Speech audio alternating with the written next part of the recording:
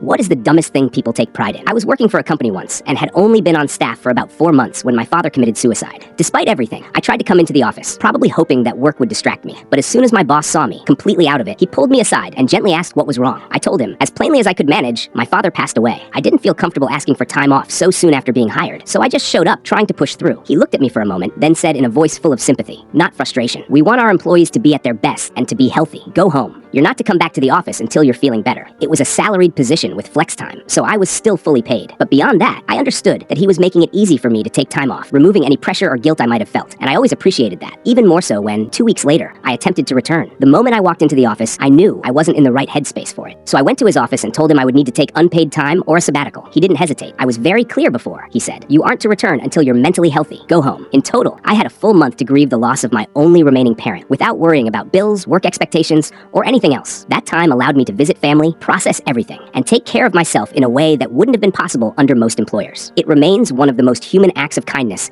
I've ever experienced in a workplace. I ended up working for that company for another 2 years until they were acquired, and I decided to move on to other ventures. But I'll never forget how they treated me during the worst moment of my life.